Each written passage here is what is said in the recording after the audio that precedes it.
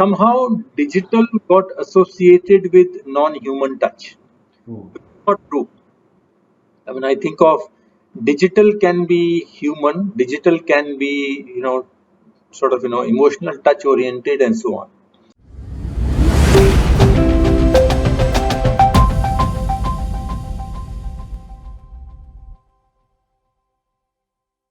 Hello and welcome to this edition of the Vision Board. Vision Board is an endeavor to connect marketers from SMEs and startups with growth marketers to mentor and guide them towards success. I'm your host Saurabh Pandey, and today we have Mr. Rajesh Kumar, who is the Vice President and Head of Marketing at UiPath. Rajesh is a technology and business leader and comes from an interesting blend of experience across MNCs and startups. Rajesh, it's an honor and privilege to be your host today. Thanks again and welcome. Thank you. Thank you for having me. Great.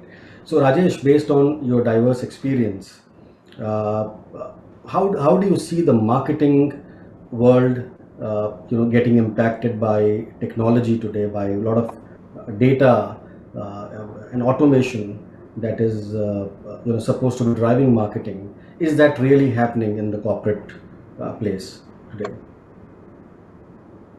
Yes, I think if you look at it, the business overall today, you know, cannot operate without technology. At some level, every business is a technology business. Hmm. And marketing is what is the mirror to business or reflects what's happening in the business. Correct. So I would say, compared to many other functions in the organizations, marketers are a bit slower than, I would think, they should be. When I look at adoption of technology across different functions, marketers don't show up in the lead. They are third or fourth. Hmm. They are behind finance for sure, and some of the other functions. So yes, I think technology has become imperative for marketers to adopt as much as, the overall business technology has become imperative. Awesome. I always argue marketing uses technology for, there are lots of applications, but they use for far fewer things they can use.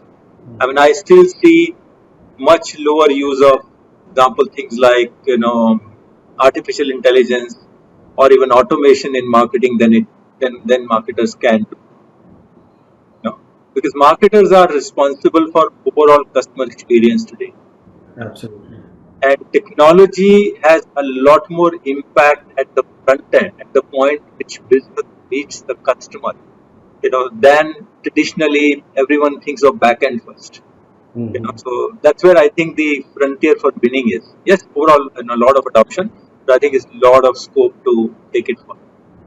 Awesome. No, I absolutely agree with you that marketing essentially touches uh, many functions. In fact, much more functions than any other individual function in an organization, and hence it also has a lot of responsibility.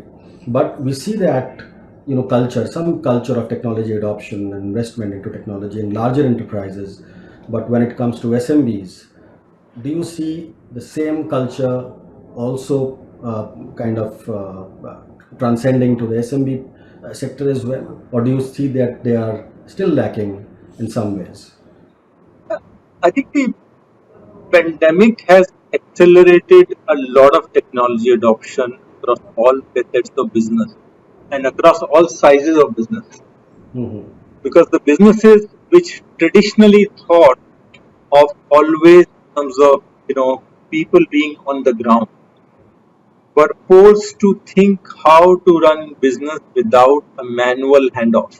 That's great. And how do we see this in the specifically in B2B companies where a lot of B2B companies, traditionally we have seen that they were investing in exhibitions and PR and direct sales or direct marketing, some form of direct marketing. But with the use of technology and automation, how do you see this specifically the B2B marketing transformation with technology?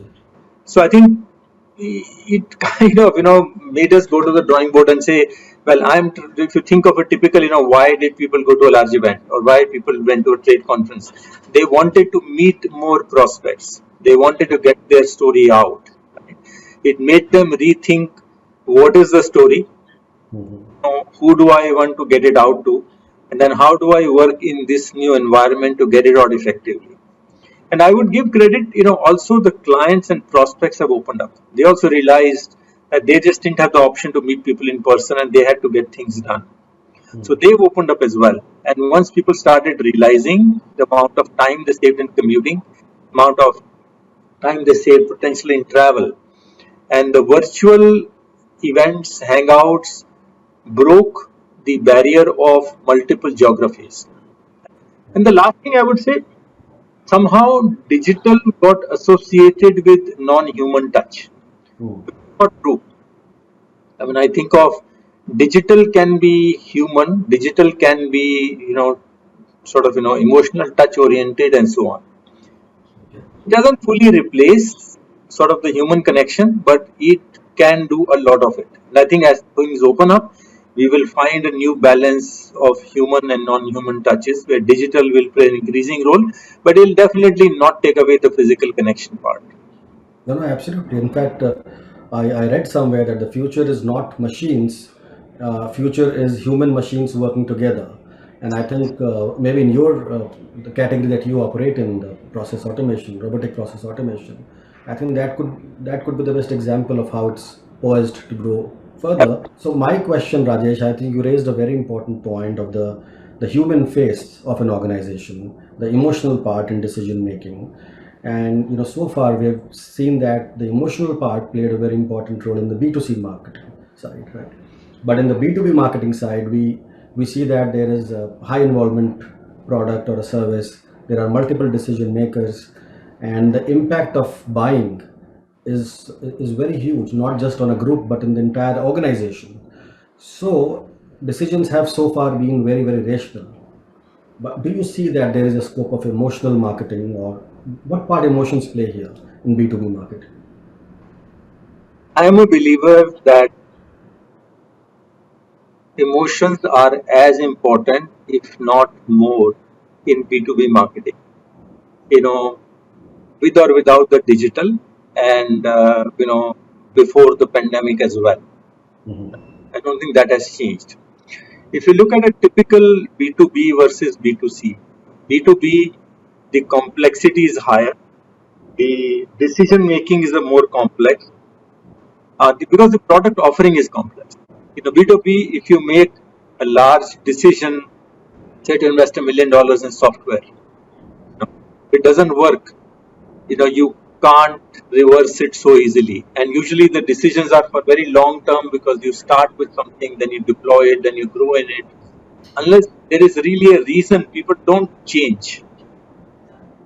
And if you look at decision makers, decision is complex, but I don't feel it is devoid of emotion. The decision maker is practically putting their professional success on the line. If they make a great decision, their career gets a boost. If they make a bad decision, it also comes in the way.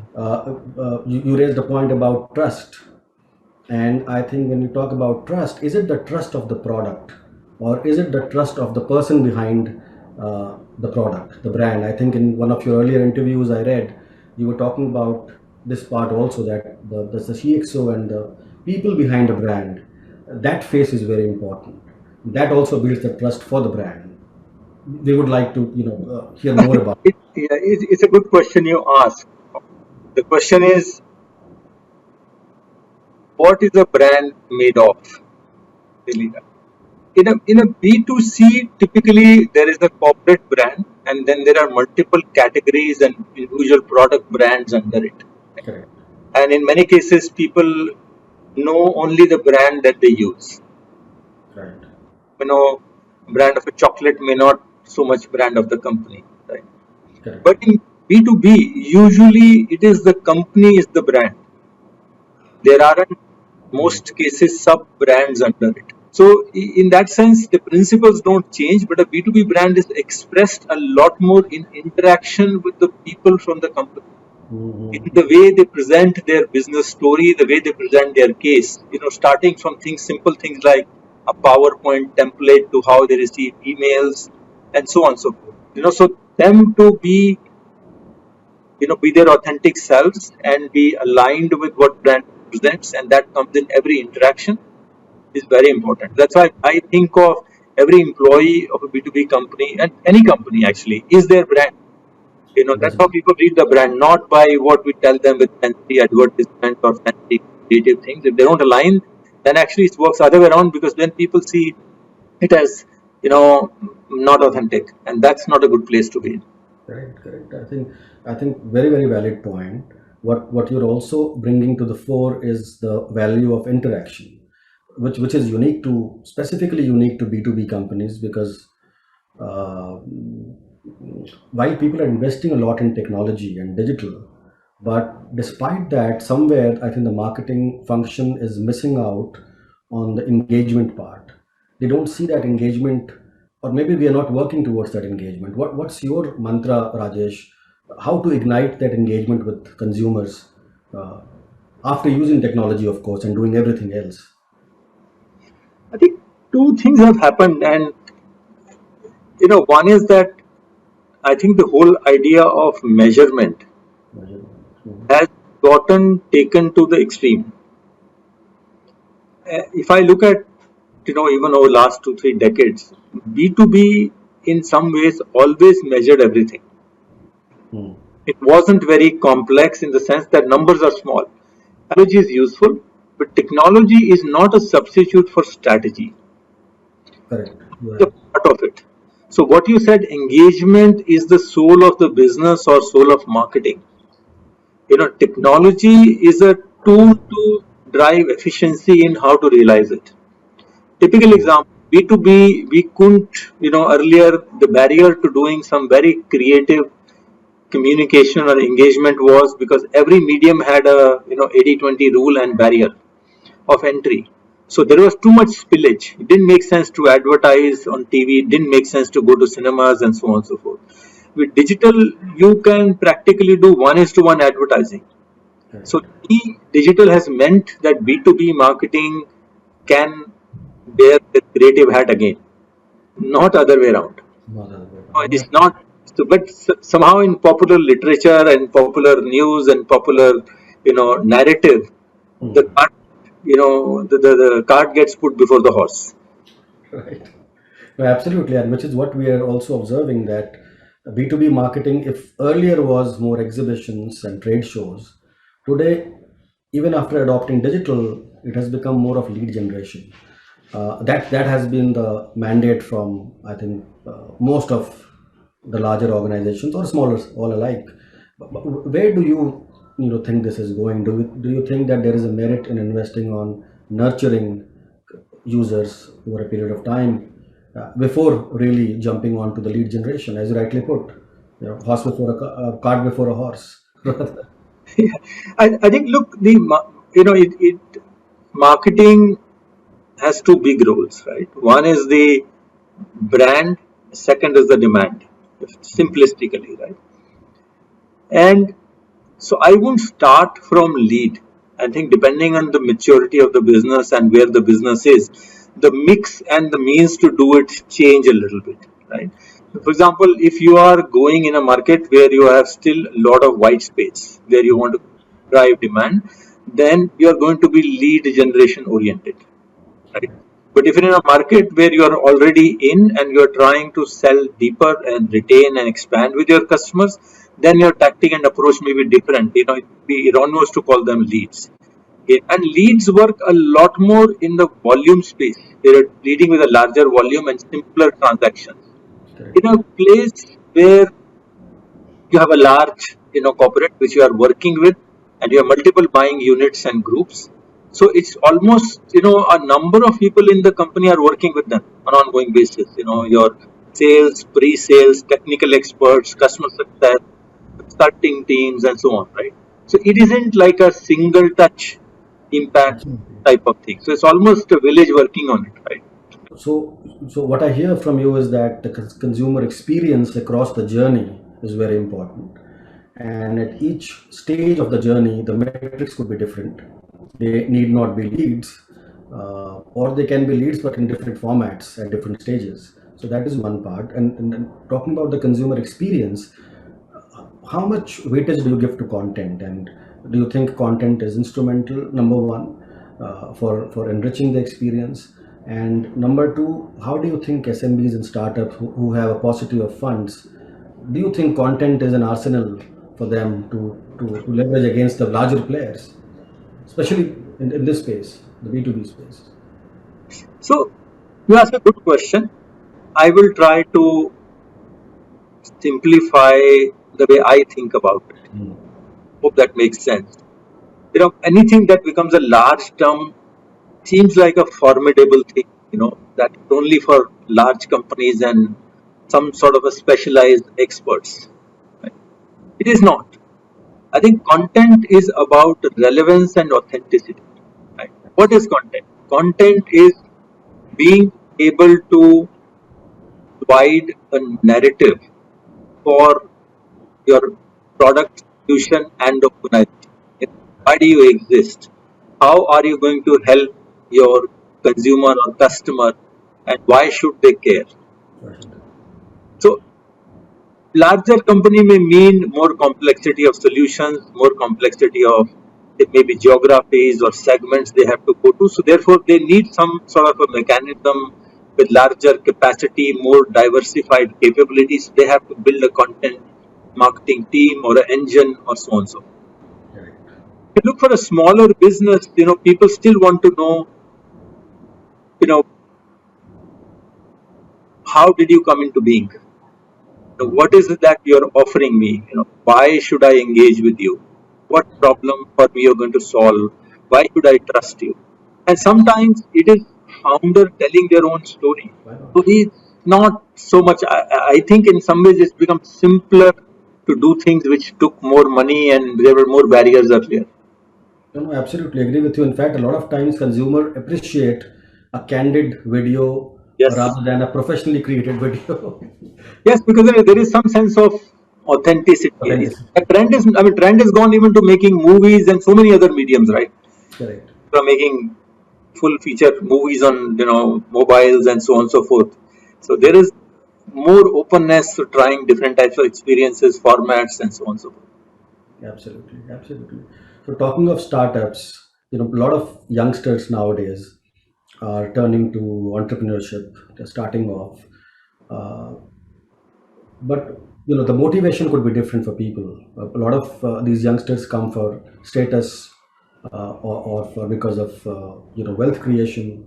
Um, what do you think is the philosophy behind entrepreneurship, or should be the philosophy behind an entrepreneurship?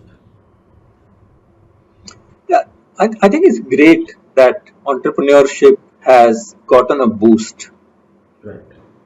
and there is opportunity for people to become creators of jobs, creators of wealth, and be the nucleus for amplifying economic activity rather than just being a part of it. Right? Correct. Also, I think given the amount of uncertainty and churn and change in the world overall, technology, geopolitics, industries, the cycles have become shorter and more sharper. Right? I think it helps for everyone to get a taste of different ways of doing things. Being an entrepreneur, working in a startup, working across industries, doing different types of jobs. So it does take away the security of doing the same thing over and over and over and over again, which in some sense at least seemed like the recipe in the previous era. But I would say if one is some out of is forced by the circumstances, beyond that, if one is able to embrace it, Mhm. I think you become more valuable in yourself. The other thing which has changed and is a great welcome is that failure is no longer a taboo. Correct. 20 years ago, if somebody lost a job, they will hide it. Right. Right nowadays, you do a startup, you fail, it might actually be seen as a value by somebody because you Absolutely. do something different. You probably saw what doesn't work, and Right. therefore you are smarter. So again, but I think anything that is portrayed as panacea is hard to meet promise. I think it's a great experience. It works great. Doesn't work. You can always go back to a job, you can do something else, you can make a different startup. And like anything else, everything comes with a mixed, mixed bag of chocolates. Not everything is equally sweet, and not what is publicly portrayed for anything or any profession is always true. There is a lot of hard work and pain and effort behind it. For every entrepreneur who becomes a unicorn, I'm sure there are so many who didn't even take off.